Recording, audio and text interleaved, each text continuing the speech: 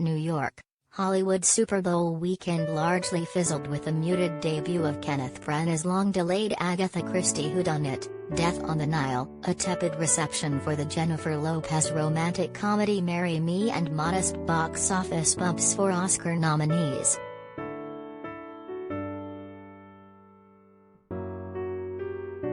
Death on the Nile, Branagh's follow-up to the 2017 hit Murder on the Orient Express, led all films with $12.8 million in ticket sales, according to studio estimates Sunday. Produced under 20th Century Fox before its acquisition by the Walt Disney Company, Death on the Nile had been delayed by the pandemic and by scandal that engulfed one of its stars, Armie Hammer.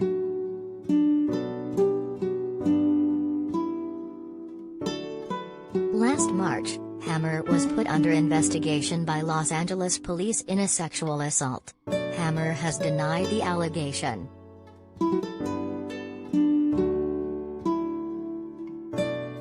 "I thought he was going to kill me," woman says Armie Hammer raped her, LAPD investigating.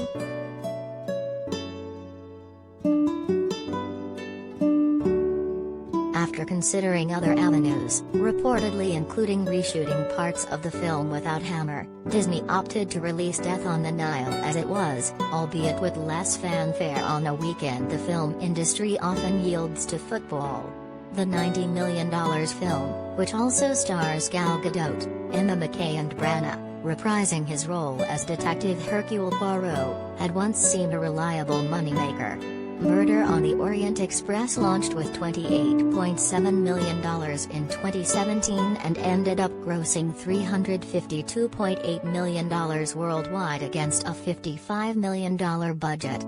Death on the Nile added $20.7 million in international receipts.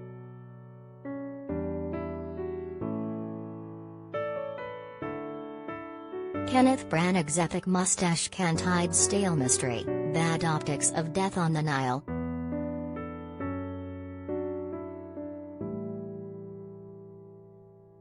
Hollywood's biggest pitch to moviegoers over the weekend wasn't in theaters but in television ads. After 2 years of the pandemic, a heavy-hitting lineup of blockbusters were set to roll out trailers during the Super Bowl broadcast and try to lure still reluctant moviegoers back to theaters. Last year, when many theaters were still shuttered and few films were being released, Hollywood largely sat out the game. Jordan Peele's Nope kicked off the day with its first trailer early Sunday.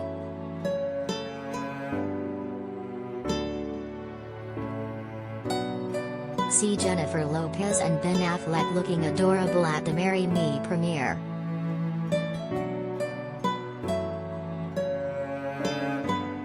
Marry Me opened with $8 million while simultaneously streaming on Peacock. The Universal Pictures release, which was timed to Valentine's Day on Monday, stars Lopez as a pop star who, after finding out her fiancé has been cheating, marries a stranger, Owen Wilson, at one of her concerts. In recent years, streaming platforms have increasingly been the rom-com's primary home. Netflix, in particular, has pumped out a constant stream of new entries in the genre. On Friday, Amazon Prime Video debuted its own, I Want You Back, with Charlie Day and Jenny Slate.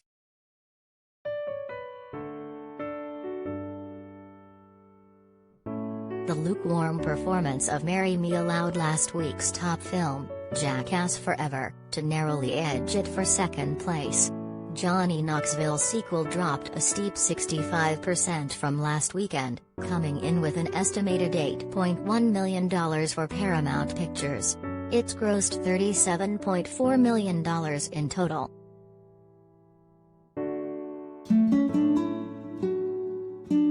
Jennifer Lopez's romantic comedies, ranked, from Marry Me to Gigli.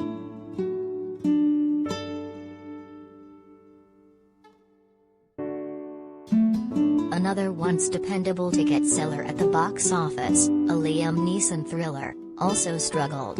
Briarcliff Entertainment's Blacklight, a poorly reviewed action film starring the 69-year-old Neeson as a shadowy government agent, opened with $3.6 million.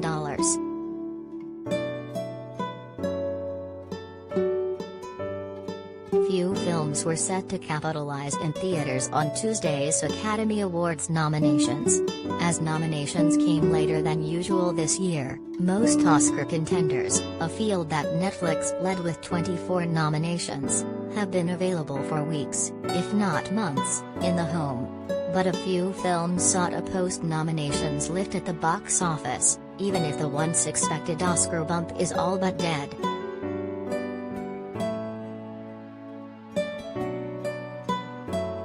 Paul Thomas Anderson's Licorice Pizza, up for 3 awards including Best Picture, had its widest week of release in its 12th week of release, playing in 1,977 theaters.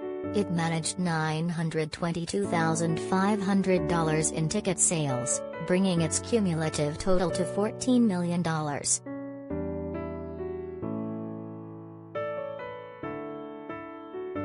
You're late on the Oscar race. It's okay. Watch these movies tonight.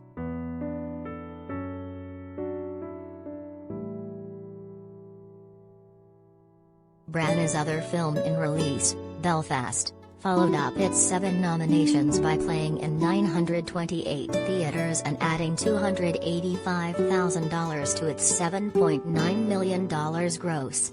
Other Best Picture contenders, Nightmare Alley, $85,000, and West Side Story, $235,000, made only minor blips.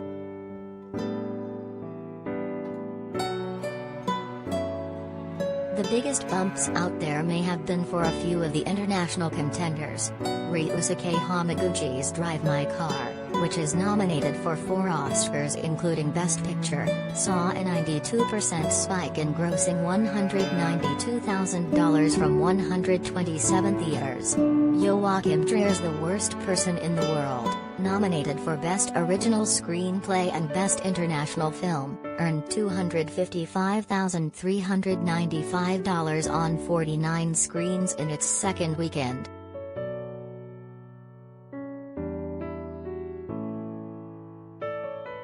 The film expected to lead the box office next weekend. Sony's video game adaptation Uncharted, starring Tom Holland and Mark Wahlberg, began its release overseas, where it took in $21.5 million in 15 territories.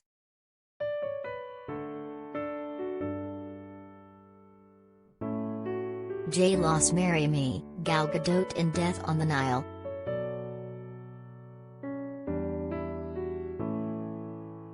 Estimated ticket sales for Friday through Sunday at US and Canadian theaters, according to Comscore.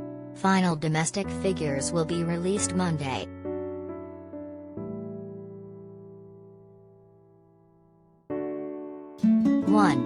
Death on the Nile, $12.8 million.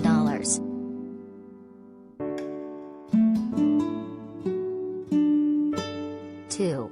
Jackass Forever, $8.1 million.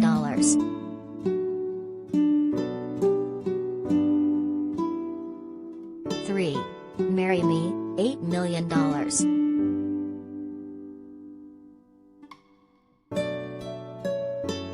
4. Spider-Man, No Way Home, $7.2 million. 5.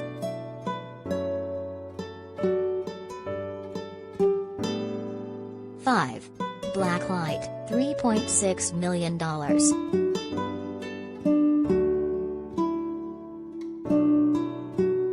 6. Sing 2, $3 million.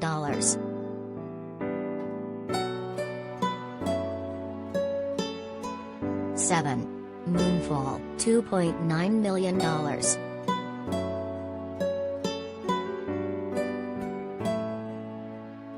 8. Scream, $2.8 million.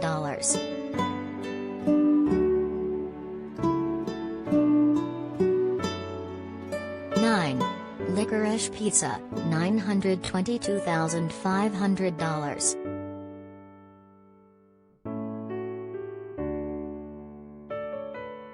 10. The King's Man, $433,000.